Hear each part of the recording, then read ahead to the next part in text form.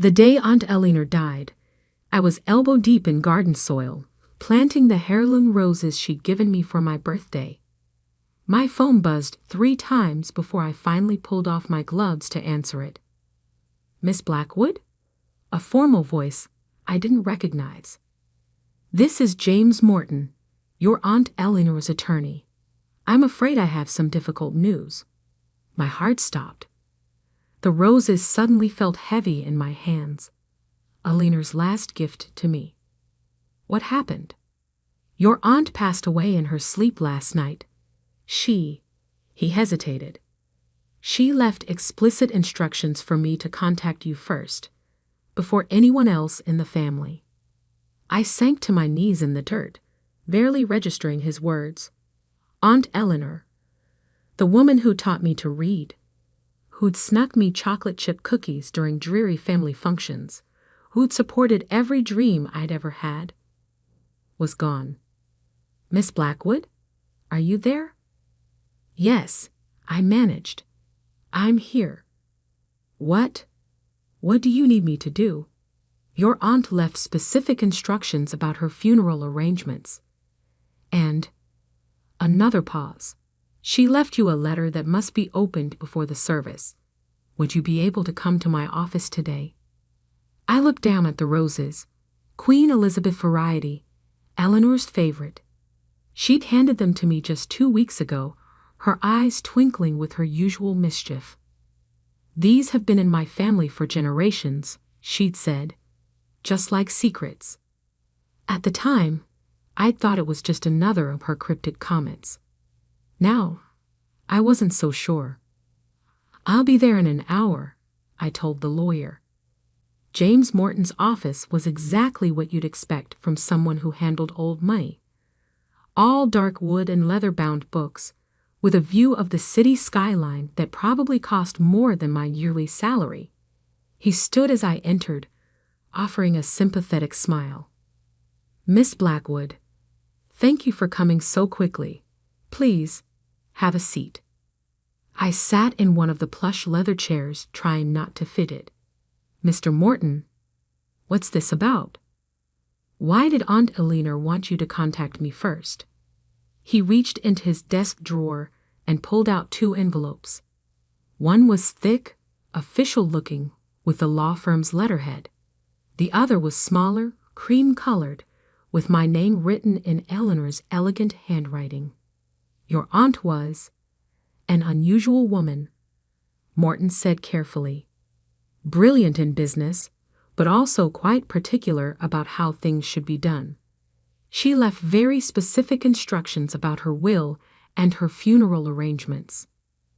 "That sounds like Eleanor," I said softly. He slid the cream envelope across the desk. "She wanted you to read this privately. Then we can discuss the rest." My hands trembled slightly as I picked up the envelope. Eleanor's distinctive perfume, roses and vanilla, still clung to the paper. I opened it carefully, pulling out a single sheet of her personal stationery. "My dearest Olivia, if you're reading this, I've finally run out of time. Don't be sad. I've lived exactly the life I wanted, which is more than most people can say. But I need one last favor from you, my darling niece. At my funeral, you'll need to read a letter. One that will change our family forever. You'll find it in the hidden compartment of my jewelry box, the one I showed you how to open when you were 12. Remember the trick with the rose carving? Some people might call this revenge, but I prefer to think of it as justice. Long delayed, perhaps, but justice nonetheless. The truth is, I've left everything to you. Montgomery Industries, my personal assets, all of it. But there's one condition. You must read that letter at my funeral with the entire family present. No exceptions. I know this is a lot to ask, especially now, but you've always been the strong one, Olivia, the honest one. That's why it has to be you. All my love, Aunt Eleanor. P.S. Don't let them bury me in anything beige. You know how I feel about beige. I read the letter twice, then looked up at Morton. She left everything to me. He nodded, opening the official envelope. Montgomery Industries, her personal estate, investment portfolios, approximately $89 million in total assets. But as she mentioned, it's conditional on you fulfilling her final request. My head spun. Eleanor had always been generous with me, but this was beyond anything I could have imagined. What about the rest of the family? My father, my cousins? There are some small bequests, but the bulk of the estate is yours, assuming, of course, you agree to her terms. I thought about my father, who'd always resented his younger sister's success. About my cousins, who'd spent years sucking up to Eleanor, hoping to inherit her fortune. About all the family gatherings where Eleanor had sat quietly, watching everyone with those knowing eyes of hers, like she was waiting for something. When is the funeral? I asked. 3 days from now. Your aunt was very specific about the arrangements. The service will be held at St. Michael's Cathedral, followed by a reception at her estate. The entire family is expected to attend. I stood up, clutching Eleanor's letter. Then I should go. I have a jewelry box to find. Morton called after me as I reached the door. Miss Blackwood? One more thing. Your aunt asked me to tell you. She said you'll know what to do with the truth. The drive to Eleanor's estate took 40 minutes, but it felt like hours. My mind raced with questions. What was it in that second letter? What secret was so important that Eleanor would make it a condition of her will? The gates opened automatically as I approached. Eleanor had given me the access code years ago, saying she trusted me more than her security system. The house was exactly as I remembered. A sprawling Victorian mansion set amid perfectly manicured gardens, with Eleanor's beloved roses climbing every available surface. Mrs. Peters, the housekeeper, met me at the door. Her eyes were red from crying. "Oh, Miss Olivia, I'm so glad you're here. She left instructions that you were to have full access to her rooms." "Thank you, Mrs. Peters. I won't be long." Eleanor's bedroom was on the second floor, overlooking her prize, rose garden. Like everything else about my aunt, it was elegant but full of hidden whimsy. Silk curtains in bright patterns, modern art next to family portraits, and everywhere, touches of her beloved roses. The jewelry box sat on her dresser, exactly where it had always been. Beautiful Brazilian rosewood, carved with intricate floral patterns. I ran my fingers along the edge until I found it. The small rose carving that concealed the release for the hidden compartment. "Third petal from the left," I whispered, remembering Eleanor's instructions from all those years ago. There was a soft click, and a panel in the bottom slid open. Inside was another envelope, sealed with wax and marked "to be read at my funeral." My hand shook as I picked it up. It was heavier than I expected, and I could feel what seemed like photographs inside. For a moment, I was tempted to open it right there. But I knew Eleanor. Everything she did had a purpose. If she wanted this revealed at her funeral, in front of the whole family, she must have had her reasons. I slipped the envelope into my bag and took one last look around the room. On the bedside table was a framed photo I'd never seen before. Eleanor as a young woman, standing in front of Montgomery Industries' first office. She was smiling that knowing smile of hers, the one that always made me feel like she could see right through people's pretenses. "What did you know, Aunt Eleanor?" I whispered to the photograph. What secret was worth waiting a lifetime to reveal?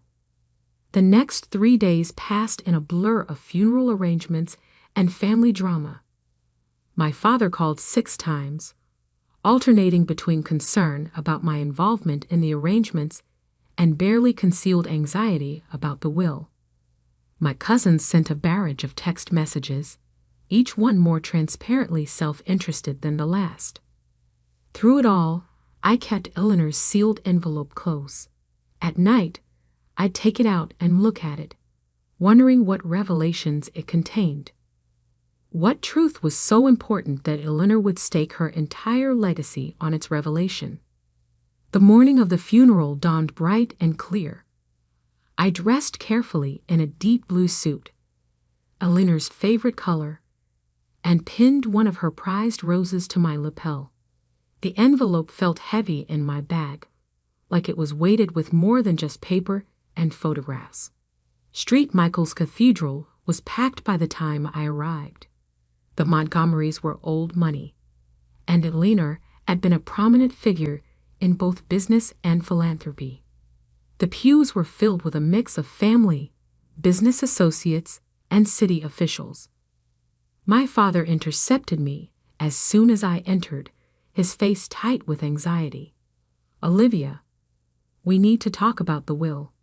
Morton won't tell us anything. Says we have to wait until after the service." "What's going on?" I met his eyes steadily. "We'll all find out together, Dad. That's what Aunt Eleanor wanted." He grabbed my arm as I tried to pass. "Olivia, if you know something..." "Let go, Dad," I said quietly, but firmly. "This is Eleanor's funeral. Show some respect." The service itself was beautiful, exactly as Eleanor would have wanted it. No beige in sight. The flowers were all roses in deep reds and vibrant pinks, her favorite colors. The minister spoke about her generosity, her intelligence, her dedication to making the world better. Finally, it was time.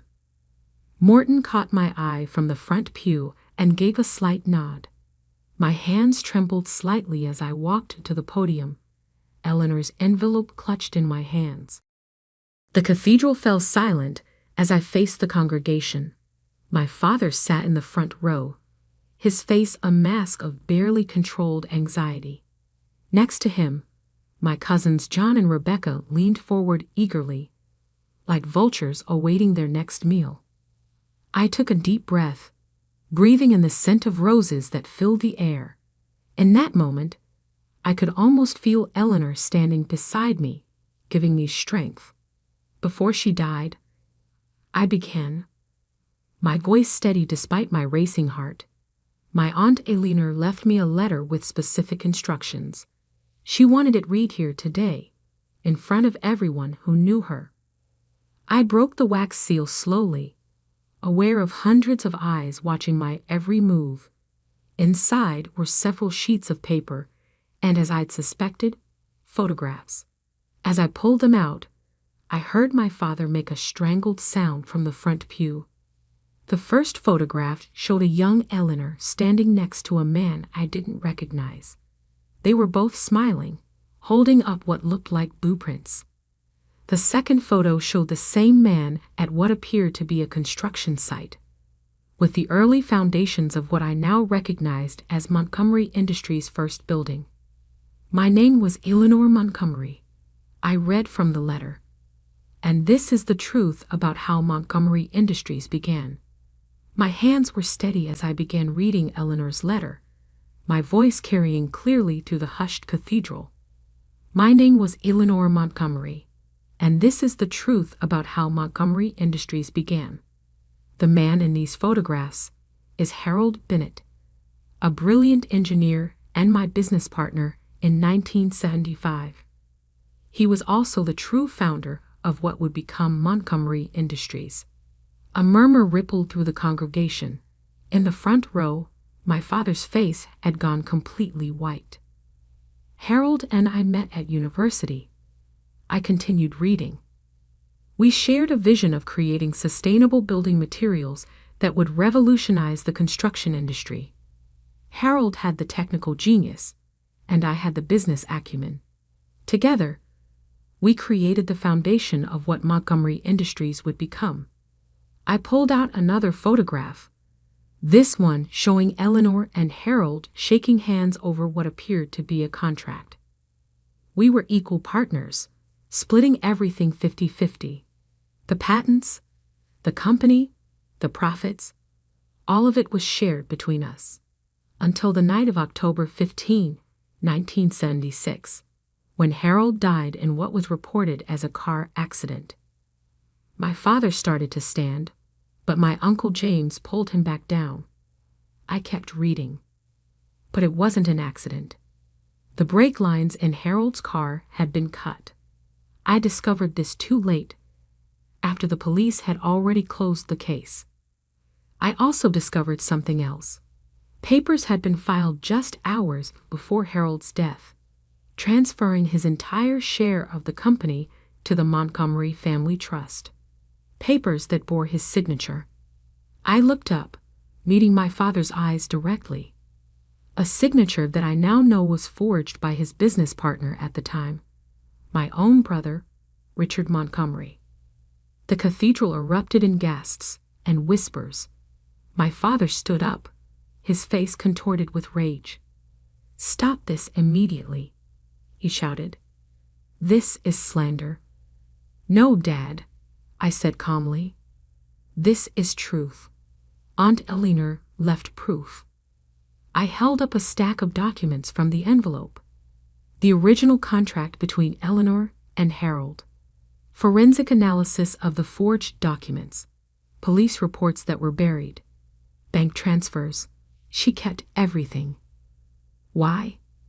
The question came from my cousin John, who was staring at his uncle, my father, with dawning horror. Why reveal this now? I turned back to Eleanor's letter. "I'm revealing this now because I've spent 45 years building this company into something Harold would have been proud of. I've used our success to fund research, to support sustainable development, to create opportunities for brilliant minds like his. But I've also spent 45 years watching my brother profit from his crime, watching him raise his children to believe that privilege and power put them above the law." My father had sunk back into his pew, all the fight gone out of him. I continued reading. "The truth is, I should have come forward years ago. But by the time I had gathered all the evidence, the company was employing thousands of people. Going public would have destroyed not just Richard, but countless innocent families who depended on Montgomery Industries for their livelihood. So I made a different choice. I decided to wait, to build, to make sure that when the truth finally came out, the company would survive it." I pulled out one final document from the envelope, a yellowed envelope addressed to Harold Bennett's only surviving relative, his daughter Sarah. Which brings me to my final confession. Over the years, I've kept track of Harold's daughter. I've anonymously funded her education, her research, her work in sustainable engineering. I've watched her grow into the kind of brilliant, ethical scientist her father was. Sarah Bennett now runs one of the most innovative green technology firms in the country, though she's never known who was backing her. More gasps filled the cathedral as a woman stood up from the middle pews. She was about my age, with Harold's dark eyes and determined expression. Eleanor had arranged everything, even ensuring Sarah Bennett would be here for this moment. The second part of my will, I read, my voice growing stronger, leaves a 30% share of Montgomery Industries to Sarah Bennett, as partial restitution for what was stolen from her father. The controlling interest goes to my niece Olivia, the only member of the Montgomery family who has shown the same commitment to ethics and innovation that Harold and I once shared. I looked up at the stunned faces before me. The letter is signed, Eleanor Montgomery, co-founder of Montgomery Industries and keeper of its greatest shame. The silence that followed was deafening. Then slowly, Sarah Bennett began walking toward the front of the cathedral. She stopped in front of my father, who seemed to have aged decades in the past few minutes. All these years, Sarah said, her voice shaking slightly. I thought my father was a failure who abandoned his work. I never knew. Never imagined. Miss Bennet, I said, stepping down from the podium. I'm so sorry for what was taken from you. She turned to me, tears in her eyes. Thank you for having the courage to read that letter. Your aunt? She was watching over me my whole life, wasn't she? She was trying to make things right, I said softly, in her own way. The next few hours passed in a blur. The reception was unsurprisingly tense, with family members splitting into factions. Those who demanded the letter be suppressed, those who insisted on going to the police, and those who simply sat in stunned silence. My father disappeared immediately after the service. I wouldn't hear from him for weeks, not until he checked himself into a rehabilitation facility, finally facing the guilt he carried for 45 years. In the months that followed, the truth about Montgomery Industries' founding became public knowledge. But Eleanor had been right. The company was strong enough to survive it. With Sarah Bennett's technical expertise and my commitment to Eleanor's vision, we began a new chapter in the company's history. 1 year after the funeral, I stood in Eleanor's rose garden, now blooming more beautifully than ever. Sarah had joined me for what had become our weekly meeting, where we discussed everything from company strategy to our shared love of sustainable innovation. You know what's strange? Sarah said, gently touching one of Eleanor's prized Queen Elizabeth roses. I always felt like someone was looking out for me, guiding my career from afar. I used to think it was my father's spirit. Now I know it was Eleanor. She tried to protect everyone, I said. The company, its employees, you, even my father in her own way. She just couldn't let the truth die with her. Sarah nodded thoughtfully. Do you think she made the right choice, waiting all those years? I considered the question carefully. I think she did the best she could with an impossible situation. She turned a company built on fraud into a force for good. She made sure you were taken care of. And in the end, she made sure the truth came out on her terms. And what about you? Sarah asked. Do you ever regret being the one who had to reveal it all? I looked out over the rose garden, remembering Eleanor's knowing smile, her cryptic comments, her quiet strength. No, I said finally. Eleanor chose me because she knew I could handle it. She knew I'd understand that sometimes doing the right thing means facing uncomfortable truths. She would be proud of what we've built, Sarah said, gesturing toward the Montgomery Industries building visible in the distance. A real partnership, just like she and my father intended. I smiled, touching one of the roses Eleanor had given me, now blooming in her garden. She once told me these roses had been in her family for generations, just like secrets. But maybe it's time for new traditions. Truth instead of secrets. Partnership instead of power. Building something together instead of taking from each other. Sarah squeezed my hand. I think both our fathers would like that. That evening, as I sat in Eleanor's study, now my study, going over company reports, I found a small note tucked into her old desk calendar. It was dated the day she died, written in her elegant hand. Dearest Olivia, if you're reading this, you've done what I asked.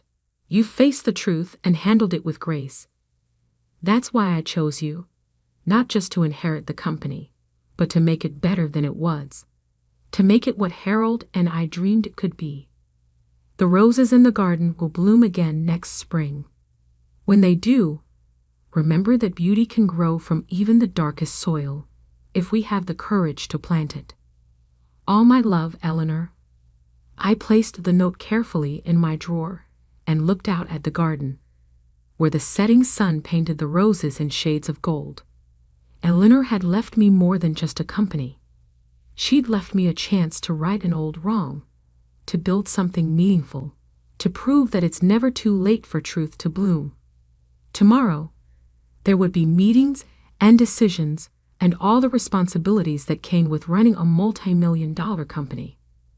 But for now, I sat in the quiet of Aliner's study, surrounded by the scent of roses, knowing that sometimes the heaviest inheritances aren't measured in money, but in the weight of the truths we choose to carry. And like Eleanor, I would carry this truth with grace, using it not to destroy, but to build, not to punish, but to heal, creating something beautiful from the soil of the past. After all, that's what Eleanor had done. That's what she had trained me to do. And somewhere, I knew, she was watching with that knowing smile of hers, proud that her final secret had finally found its way into the light.